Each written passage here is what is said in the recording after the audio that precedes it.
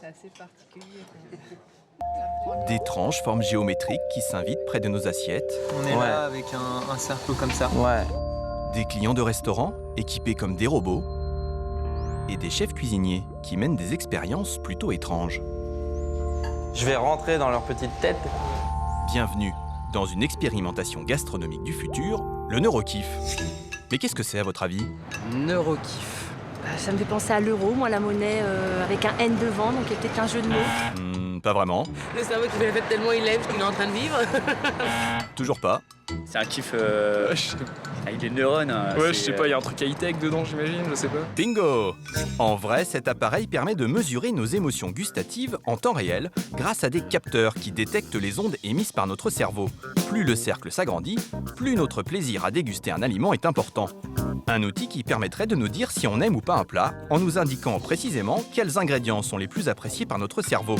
À l'origine de cette invention 100% française, Francky Trichet, un universitaire nantais. Donc la finalité, c'est vraiment d'aller au plus profond de ce qui se passe dans le cerveau lorsque les gens ils sont dans une expérience gustative, quelle qu'elle soit. Le neurokiff de Francky pourrait bien révolutionner la gastronomie et concrétiser le rêve de tous les chefs, créer le plat parfait. C'est de pouvoir vraiment me dire, ah bah là ça fonctionne, là un peu moins, qu'est-ce qu'on n'a pas fait, où on peut aller pour aller plus loin en fait, toujours. Hein. Un casque, un écran tactile, ça ressemble vraiment à un jeu d'enfant. Alors nous, on a choisi Charlie, 3 ans, pour le tester, avec son père Hugo. T'as vu ça, mon cœur, sur la table? C'est quoi? Qu'est-ce que c'est? Ben, je sais pas. Seul souci, Charlie ne semble pas vouloir goûter à l'expérience. Non, pas la fin. Alors Hugo, comment on négocie avec Charlie? Est-ce que tu veux goûter un petit peu de... un petit bout de chocolat? Non, un drôle. Comme ça? Allez, vendu. Tu démarres? Le temps de brancher l'appareil et c'est parti pour un dîner familial dans une ambiance sonore de vaisseau spatial. T'aimerais bien l'avoir à la maison pour manger? Ouais. Mais concrètement, comment ça marche? Un rond apparaît, Charlie n'aime pas. 2 ronds, Charlie aime.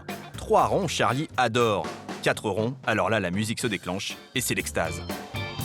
Je trouve que ça fait un peu... surtout sur les enfants qui mangent pas beaucoup petits, un jeu quoi. On peut vraiment le prendre comme un jeu. Bon, avec le chocolat, pas de surprise. Comme beaucoup d'enfants, Charlie aime les sucreries. Le neurokiff indique donc 4 cercles, le maximum. Le plaisir gustatif de Charlie est total. Mais ce que maman aimerait surtout savoir grâce au neurokiff, c'est si Charlie lui dit la vérité lorsqu'elle affirme ne pas aimer les légumes. Si nous, elle nous a toujours dit que les courgettes, par exemple, elle n'aimait pas et ça a toujours été le drame, c'est intéressant d'avoir ça à la maison aussi pour savoir si effectivement elle nous dit la vérité ou pas. Le neurokiff pourrait ainsi servir de détecteur de mensonges pour tous les parents. La promesse est belle. Alors, est-ce que ça fonctionne avec Charlie? Challenge du jour, la courgette bien sûr. Tu vas goûter? Non. Moi je vais être sûr de savoir si t'aimes. Faut le temps que ça monte à ton cerveau. Il y a le 4e rond qui se remplit. Contre toute attente, comme pour le chocolat, 4 cercles apparaissent. Grâce au neurokiff, la fillette est enfin démasquée. Elle dit que j'aime. Ah bah oui, elle dit que t'aimes. Charlie adore les courgettes, une révélation. Comme ça, si on avait tout ça, quand on dirait mange, c'est bon, bah, tu pourrais vérifier. Charlie continuera ainsi à manger des courgettes régulièrement. Un vrai succès. Le neurokiff, une sacrée aubaine donc pour tous les parents. Seul souci, et pas des moindres, il est facturé 1 500 €. À ce prix-là, on se demande bien qui pourra se l'offrir. Mais pour un chef étoilé, c'est un investissement qui peut rapporter gros. Éric Guérin est à la tête d'un restaurant gastronomique près de Nantes. Ce chef particulièrement créatif est l'un des tout premiers fans de l'appareil. C'est très kiffant. Il lui permet de vérifier si les nouveautés de sa carte plaisent vraiment aux clients. Aujourd'hui, c'est ce dessert en forme de cactus qui va être évalué. L'idée, c'était de travailler sur l'aspect du cactus et on va voir ce que ça donne avec le neurokiff. Effectivement, c'est un aspect visuel qui font oh, c'est génial, quelle bonne idée, c'est drôle, machin. Et puis que dès que la cuillère est passée, on s'aperçoit que ça redescend en intensité, ben c'est loupé, quoi.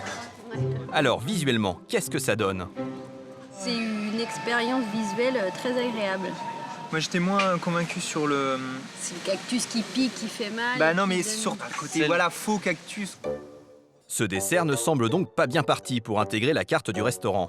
Il est temps de passer à la dégustation. Je trouve ça super bon.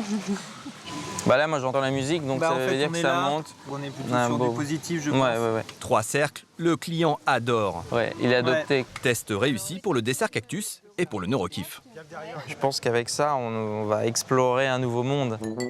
La petite Charlie, elle, va explorer un nouveau fromage, particulièrement fort, de la fourme d'Ambert. Donc ce qu'on va essayer de faire, c'est de camoufler pour qu'elle pense que c'est un dessert. Le cerveau de Charlie va-t-il se laisser berner par ce trompe-l'œil? Courage Charlie, il n'appartient plus qu'à toi de goûter ce plat. Francky, le créateur du neurokiff, s'est même déplacé en personne pour te soutenir. Alors, c'est quoi? Apparemment, Charlie ne triche pas, elle déteste. Et bizarrement, le neurokiff, lui, affiche tout de même 3 cercles. Alors Francky, une explication? Regarde comment tu aimes, tu vas bientôt faire de la musique tellement t'aimes ça. Regarde. Normalement, c'est plutôt voilà, c'est des émotions positives, mais qui, à mon avis, chez elle, si elle n'aime pas, ça s'est accéléré dans son cerveau là. Le neurokiff enregistrerait donc surtout nos émotions, sans distinguer entre émotions positives ou très négatives, comme avec Charlie. L'appareil manque ainsi encore de précision. Mais son créateur travaille déjà en secret sur une version plus élaborée, qui cette fois, c'est promis, permettra de savoir à coup sûr si on aime ou pas un plat. Le chef Guérin s'est précipité pour l'essayer le premier. Donc ça, c'est des capteurs en fait qui vont nous permettre d'avoir un enregistrement de la fréquence cardiaque d'Eric. Des capteurs cardiaques, mais aussi un bracelet qui mesure le taux de sudation, et enfin une caméra thermique. Est-ce que cela n'irait pas un peu trop loin? On va prendre individuellement toutes ces sources de données brutes et on va essayer justement de les agréger. Est-ce que tout ça, ça exprime « Waouh, j'aime bien le plat d'Eric Guérin » ou « Oh là, j'aime pas trop ». C'est-à-dire que là, si on avait une lecture comme ça pour chaque client, avant même qu'il puisse l'exprimer de j'aime ou j'aime pas, on deviendrait des magiciens, des magiciens du plaisir des gens finalement. Grâce au neurokiff, le chef Guérin espère bien devenir le roi du pétrole de la gastronomie. Alors si vous ne voulez pas servir de cobaye à ces chefs cuisiniers du futur, une seule solution, fuir tous les restaurants dans les 50 années à venir.